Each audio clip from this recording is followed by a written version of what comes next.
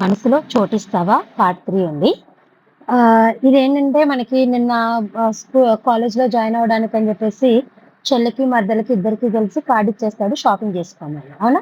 తర్వాత నేత్ర ఏం చెప్తుంది మోహన్‌తో వాళ్ళ అంటే ఐ మీన్ వాళ్ళ మామయ్యతో మా నాన్నగారు మీతో మాట్లాడతానన్నారు. ఒకసారి మాట్లాడండి అని చెప్తది గదా! ఈరోజు చూద్దాం ఏం మాట్లాడతారు ఏంటి అనేది. ఓకేనా? ఓకే. స్టోరీలోకి వెళ్ళిపోదామండి. కిందకు వస్తున్న మోహన్ నేత్ర మాటలు విని ఇంకెందుకు ఆలస్యం వెంటనే ఫోన్ చేయి మాట్లాడదాం అంటారు. నేత్ర మనసు తేలికపడి భగత్ గారికి ఫోన్ కలుపుతుంది. అట్నుంచి భగత్ గారు లిఫ్ట్ చేయగానే నానా అంటుంది నేత్ర. నేనే ఫోన్ చేద్దాం అనుకుంటున్నా తల్లి, నువ్వే చేశావు. మన ఊరిలో ఉన్న మాస్టర్ గారితో నేను నీ పై చదువుల గురించి మాట్లాడానమ్మా. ఒక కాలేజ్ పేరు చెప్పి వెళ్ళమన్నాడు. మంచి కాలేజ్ అంట. నువ్వు వచ్చాక ఒకసారి మాట్లాడదాం అంటాడు భగత్. సరే నాన్న, మామయ్య, అమ్మమ్మ నీతో మాట్లాడతారట అంటుంది. అవునా, ఇవ్వమ్మా అంటాడు భగత్. నేత్ర చేతిలో నుండి ఫోన్ తీసుకుని ఎలా ఉన్నావు భగత్ అని అడుగుతుంది ఇందిర. బాగున్నావు అత్తయ్య గారు, మీరెలా ఉన్నారు? ఆరోగ్యం ఎలా ఉంది అని అడుగుతాడు. బాగుందయ్యా, ఇందుకు నువ్వెప్పుడు వస్తున్నావు? నీ కూతుర్ని పంపిస్తే చాలనుకుంటున్నావా ఏంటి అని అడుగుతుంది ఇందిర. అలాంటిదేమీ లేదత్తయ్య గారు, ఓ 2 రోజులు మీ దగ్గర ఉండి వస్తే కాలేజ్ ఉంది అని మీరు అడగగానే పంపించాను. నాకు పొలం పనులు ఉంటాయి కదా అన్నాడు సౌమ్యంగా భగత్. సరేనయ్యా, కానీ నేత్ర 2 రోజులు కాదు, నాకు నచ్చినన్ని రోజులు ఇక్కడే ఉంటుంది అంటుంది. నేత్ర కంగారు వస్తుంది. పొద్దున్నుండి ఏమీ అర్థం కావట్లేదు తనకిక్కడ. తినడానికి కూడా స్వతంత్రం లేనట్టుంది. అమ్మమ్మ ఉంచుకుంటా ఉంచుకుంటా అంటుంది. వద్దు దేవుడా అనుకుని కళ్ళు మూసుకుని దేవుణ్ణి ప్రార్థిస్తుంది నేత్ర. లేదత్తయ్య, నేత్ర చదివేది ఉంది కదా, లేదంటే నేనే ఉంచేవాణ్ణి, క్షమించండి అత్తయ్య అంటాడు. తండ్రి మాటకు మొహంలో వెలుగు వస్తుంది నేత్రకి. అమ్మయ్య, ఇక్కడ ఉండక్కర్లేదు అనుకుంటుంది మనసులో. ఇంతలో మోహన్ ఫోన్ తీసుకుని, రే బాగి, నువ్వేం పరేషాన్ కాకురా, నా కోడల్ని ఇక్కడే చదివిస్తాను, నా కూతురితో పాటుగా. తనకిష్టమైన కోర్స్ తీసుకుని చదువుకుంటుంది. ఇన్ని రోజులు నీ దగ్గర ఉంది, ఇప్పటికైనా ఇక్కడ ఉండనివరా అంటాడు మోహన్. కొంచెం సేపు ఆలోచించిన భగత్, అమ్మాయికి నడవడం ఇబ్బంది అవుతుందిరా, మిమ్మల్ని ఇబ్బంది పెడుతుంది, నేను ఒప్పుకోలేను మోహన్ అంటాడు.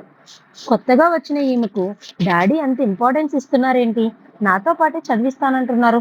చా, వీళ్ళకి అస్సలు బుద్ధి లేదు, ఎవరిని ఎక్కడ ఉంచాలో అస్సలు తెలియదు అనుకుంటుంది భవిక.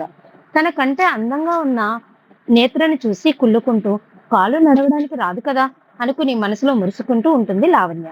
బాబు, మేము ఇబ్బంది పడతాంరా, నా చెల్లెల కూతురు రాజీ ఎప్పటికైనా ఈ ఇంటి గుమ్మం తొక్కింది. ఎలాగో పెళ్లి చేసి పంపించే పిల్ల. కొన్ని రోజులు మా అమ్మ ముచ్చట కూడా తీర్చేరా. అయినా ఈ విషయంలో నేను బ్రతిమలాడేది లేదు. నా డెసిషన్ ఫైనల్. నేత్ర ఇక్కడే చదువుకుంటుంది, మాకేం ఇబ్బంది లేదు. తనని చూసుకోవడానికి బంగారంలో కాలేజీలో జాయిన్ అయ్యాక విజయవాడ రావడానికి కుదరదుగా. వింటున్నావా చెప్పేది అంటాడు మోహన్. వింటున్నాను రా, సరే నీ ఇష్టం కానీ అక్కడ మీకు తన వల్ల ఏ చిన్న విషయంలో అయినా ఇబ్బంది అనిపిస్తే నేను మరుక్షణమే వచ్చి తను నాతో పాటు తెచ్చుకుంటాను అంటాడు భగత్. మోహన్ నవ్వుతూ, సరే బాగి, మరి నేను తన అడ్మిషన్ కావాల్సిన ఏర్పాట్లు చేస్తాను, ఉంటాను మరి అంటూ ఫోన్ పెట్టేస్తాడు. నేత్ర మొహం కళ్ళ తిప్పినట్టు అయిపోతుంది. 2 నిమిషాలకి అమ్మమ్మని చూశాను కదా, ఇక వెళ్ళిపోదాం రేపే అనుకుంది. కానీ ఇలా ఒక తంటా వచ్చి పడుతుందని ఊహించలేదు. నేత్ర ఫేస్ రీడింగ్స్ ని గమనిస్తూనే ఉంటాడు మహర్షి. తండ్రి తనను అక్కడ ఉంచను అన్నప్పుడు ఆనందం, మీ దగ్గరే ఉండని అని చెప్పినప్పుడు బాధ, రెండూ ఆమె మొహంలో తొణికిసలాడుతుంటే ఇంట్రెస్టింగ్ అనిపించింది అతనికి. మామయ్య, నేను అక్కడే చదువుకుంటాను, నా ఫ్రెండ్స్ అందరూ అక్కడే ఉన్నారు.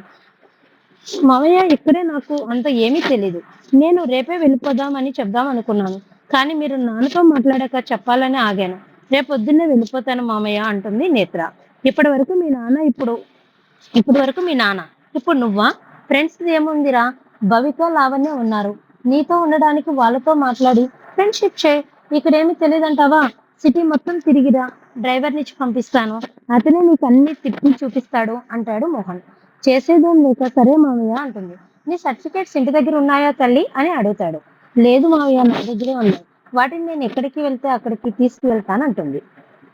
మంచిది, నీ సర్టిఫికెట్ ఇస్తే నేను నీ అడ్మిషన్ గురించి చూసుకుంటానురా. ఇంతకీ నువ్వేం చదవాలనుకుంటున్నావు అన్నాడు. ఎంబీబీ ఎంబీఏ చేయాలనుకుంటున్నా మావయ్య అంటుంది. భవిక, లావణ్య కూడా అదే చదువుతున్నారా. ముగ్గురు ఒకే దగ్గర ఒకే క్లాస్ రూమ్ అన్నమాట.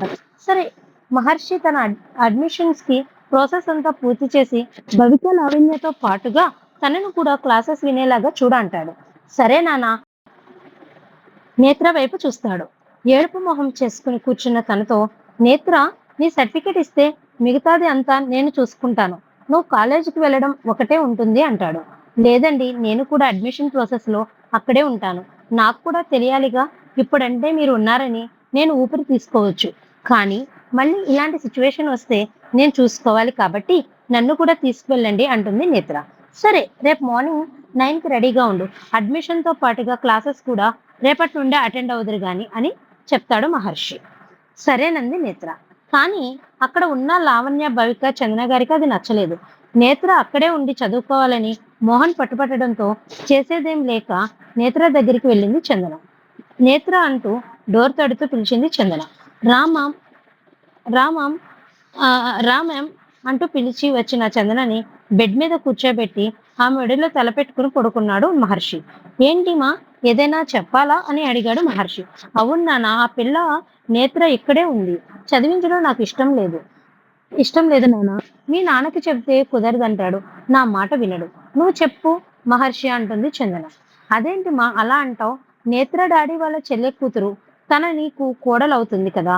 లావణ్య ఎలానో నేత్ర కూడా అమ్ అలాగే కదా అమ్మా. ఇన్ఫాక్ట్ నేత్రనే ఎక్కువ డాడీ తరపున కదా అన్నాడు మహర్షి. చిచ్చి, ఆవిడదాన్ని నా కోడలేంటి నాన్న. నాకు దాని ఫేస్ చూడడం కూడా ఇష్టం లేదు. మీ డాడీ కోసం, మీ గ్రానీ కోసం భరిస్తున్నా. నీకు ముందే చెప్పానుగా, అది దరిద్ర మొహంది అని. పొద్దున్న లేచి దాని మొహం చూస్తే అన్ని అప్శకునాలే ఎదురొస్తాయి అంటుంది చందన. అతను కూడా నేత్రని అవుటిది అనడం గుర్తుకు వచ్చి ఆమె తన మేనత్త కూతురని తెలుసుకుని బాధపడుతూ, నేను డాడీకి చెప్పి చూస్తానమ్మా అంటాడు. సరే నాన్న పడుకో, నేను వంట వాళ్ళకి ఏం చేయాలో చెప్పి వస్తానంటూ వెళ్తుంది చందన. చందన వెళ్ళిపోయాక నేత్ర గురించి ఆలోచిస్తుంటాడు మహర్షి. దరిద్రంది, దురదృష్టవంతురాలు, పుట్టగానే తల్లిని పొట్టన పెట్టుకుంది అని చెప్పిన చందన మాటలో చెవుల్లో మోగుతుంటే కష్టంగా ఆమె ఆలోచనలు పక్కన పెట్టి బుక్ స్టడీ చేస్తుంటాడు. తన చేతికర సాయంతో గార్డెన్ లోకి నడిచిన నేత్ర నైట్ క్వీన్ తీగ దగ్గర కూర్చుని దాని పరిమళాన్ని ఆస్వాదిస్తూ ఉంటుంది. అప్పుడప్పుడే చీకటి పడుతూ ఉంటే, ఇక్కడ ఏం చేస్తున్నావు నేత్ర? పద లోపలికి వెళ్దాం, చలి పెడుతుంది కదా అంటుంది నిందిర. పర్వాలేదమ్మమ్మ, నాకు అలవాటే, కానీ నువ్వు కూడా కూర్చో, ఇక్కడ బాగుంది అంటూ ఆమె పక్కనే ప్లేస్ చూపిస్తుంది ఇందిరా గారికి. నాకు కింద కూర్చోవడం కుదరదమ్మా, మోకాళ్ళ నొప్పులు కదా అంటుంది ఇందిర. అయితే చేతి తీసుకొస్తామమ్మా అంటూ చటుక్కున లేచి ముందుకు అడుగు వేస్తుంది విరిగిన కాలుతో. ఆ కాలు నొప్పికి కలుపుమని అనడంతో ఆ అని గట్టిగా అరుస్తుంది. ఆమె సౌండ్ ఇంట్లో మొత్తం వినిపించడంతో అందరూ అక్కడికి వస్తారు. కాళ్ళు పట్టుకుని కూర్చుని తలను ఇంకో కాలు మీద పెట్టి కళ్ళు మూసుకున్న నేత్రను చూసి, ఏమైందమ్మా అని కంగారుగా అంటాడు మోహన్. జరిగిందంతా చెప్పి నేత్రను పట్టుకుని ఉంటుంది ఇందిర. మోహన్ నేత్ర దగ్గరికి వచ్చి ఆమె మొహాన్ని చేతిలో తీసుకుని, నొప్పిగా ఉందా నేత్ర అని అడుగుతాడు. అంటూ తల అడ్డంగా అవుతుంది. కానీ ఏడుస్తుందని తన అదురుతున్న కింద పెదవి చెప్తుంటే, డాడీ నేను తనని తీసుకుని వస్తాను, మీరు ఇంట్లోకి వెళ్ళండి అంటాడు. ఆమెను చూస్తూ అందరూ ఇంట్లోకి వెళ్తే ఆమెను ఎత్తుకుని వెనకే వెళ్తాడు మహర్షి. అతను ఎత్తుకోగానే ఇబ్బందిగా కదులుతుంది నేత్ర. ఆమెను ఇంట్లోకి తీసుకువచ్చి సోఫాలో కూర్చోబెడుతుంటే, రూమ్ లోకి తీసుకువెళ్ళు మహర్షి అంటుంది ఇందిర. నేత్రని తన బెడ్ పై కూర్చోబెట్టి బయటకు వస్తాడు మహర్షి. పూల సంచి ఎత్తుకున్నట్టుగా ఉన్న ఆమె స్పర్శ ఇంకా అతని చేతుల్లోనే తెలుస్తుంటుంది. పార్ట్ 3 అనేది కంప్లీట్ అయిపోయింది గైస్. పార్ట్ 4 అనేది మీకు రేపు ఇస్తాను.